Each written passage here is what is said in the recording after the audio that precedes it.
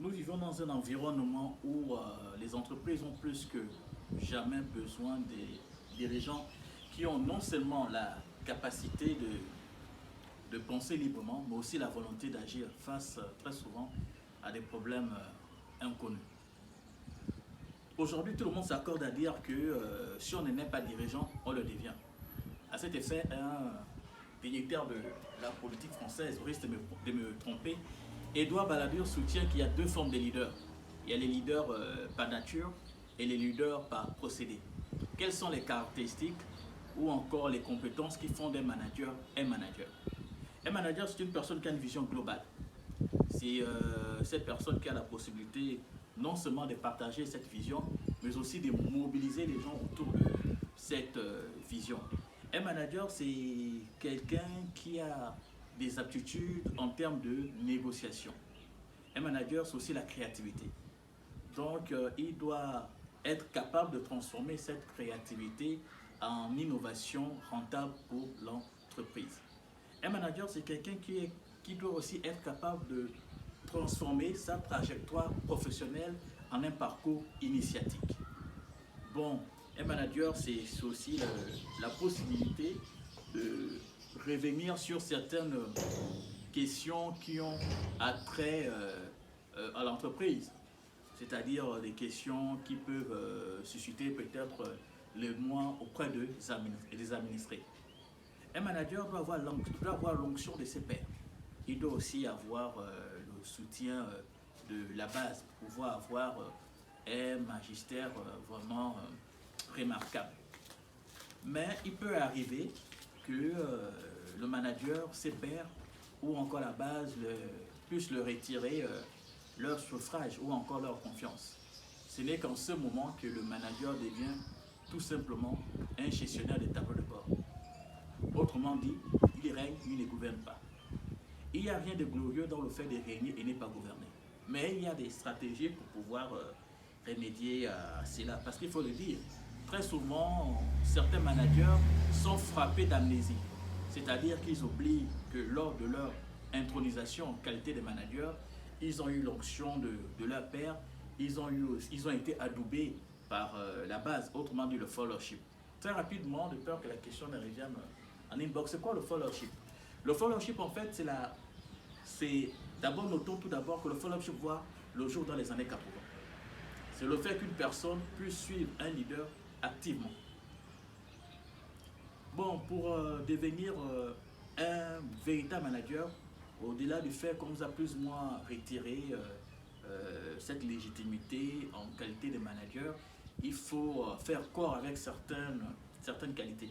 Bon, il y a plus d'une vingtaine, vu le caractère exhaustif des qualités qui font d'un manager un manager, nous allons citer quelques-uns, donc 5. Peut-être que s'il y a une fenêtre de tir dans une prochaine vidéo, nous allons donner avec plus d'aisance les autres qualités qui font d'un manager un véritable manager. Bon, nous n'allons pas rentrer dans les détails, nous allons par contre surfer sur la vague. Bon, dans les 5 qualités qui font d'un manager un manager, ou bien qui contribuent à ce que quelqu'un soit un véritable manager, il y a d'abord ce qu'on appelle l'équité. Non, il y a d'abord ce qu'on appelle l'éthique. L'éthique, c'est quoi? L'éthique repose essentiellement sur le questionnement, sur l'écoute active, sur l'intégrité et sur la connaissance du partage. En deuxième position, nous avons l'humilité. L'humilité, c'est le fait qu'en qualité de manager, vous devez accepter de faire vos preuves et si aussi, vous devez aussi vous résoudre à écouter vos collaborateurs.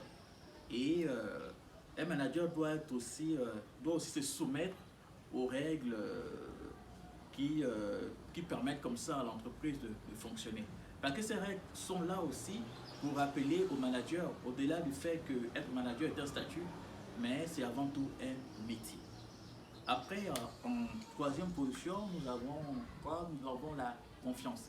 Un manager doit être quelqu'un qui a confiance en lui, mais qui inspire aussi la confiance. Donc c'est vraiment important, comme le dit très souvent, une personne est convaincante lorsque elle-même elle est convaincue de ce qu'elle dit. Il faut que les gens voient à travers vos yeux l'intime conviction que vous êtes l'homme de la situation. En quatrième position, nous avons la vision. Un manager, c'est quelqu'un qui doit être non seulement un fin stratège, mais il doit aussi être un visionnaire. Et en cinquième position pour finir, c'est l'autorité. Aujourd'hui, l'une des premières règles des managers lorsqu'il rentre en fonction, c'est la capacité de faire asseoir son autorité. Parce que nous vivons une époque où toute forme d'autorité est contestée.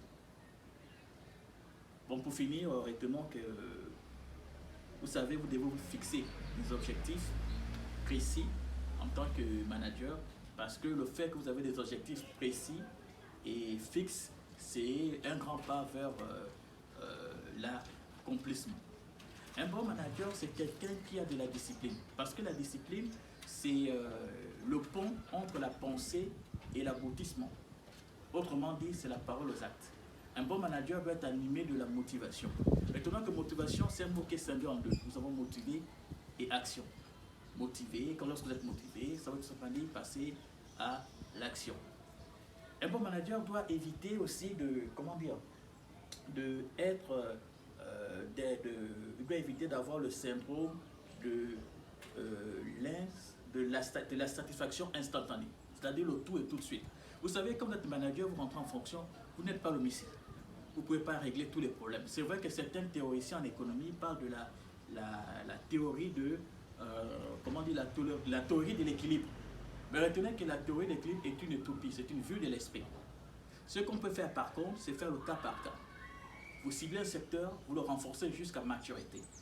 Vous savez que toute activité ou tout produit a un cycle de vie. Il y a d'abord ce qu'on appelle une période de lancement, une période de croissance, une période de maturité, après une période de déclin. Dès que l'activité que vous avez suivie a plus ou moins atteint la maturité, vous passez à une autre étape. Je pense que c'est comme ça qu'il faut fonctionner pour avoir des résultats qui pourront plus ou moins faire plaisir en entreprise en termes de rendement.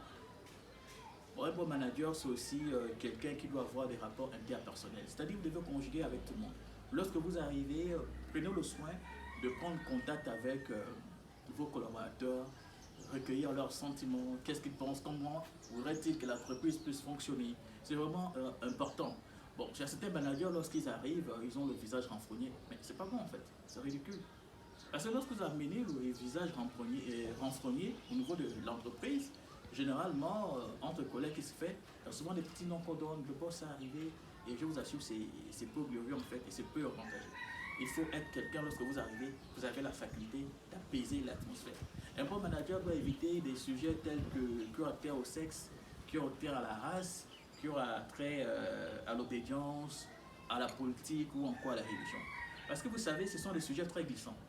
Chaque homme a son opinion concernant la politique, concernant l'obédience, concernant la race. Supposons que vous arrivez au sein de votre bureau et les 2/4 de vos collaborateurs sont des femmes et vous employez cette expression qui est un peu tendance dans les réseaux sociaux, que la place de la femme c'est la cuisine. Ça va engendrer des frustrations. Vous verrez des femmes qui ne seront pas de votre bord. Comme il y a certains managers qui affichent publiquement au sein de leur entreprise leur appartenance politique. Ça peut engendrer des frustrations, ça peut comme ça amener l'entreprise à être divisée en deux comportements. Ceux qui sont de votre bord politique vont vous soutenir, mais le reste, qu'est-ce que vous faites? Qu'est-ce que vous faites? Donc un bon manager doit être au-dessus de la meute. Il doit aller au-delà des clivages ethniques, au-delà des clivages religieux, au-delà des clivages politiques. C'est ça en fait ce qui fait d'un manager un bon manager. Voici ce qu'il y avait à retenir sur le management. Nous vous souhaitons de beaux jours au sein de votre entreprise et comme je le dis très souvent, faites-vous coacher puisqu'il y a des experts qui sont là, qui pourront vous aider plus ou moins à atteindre les objectifs que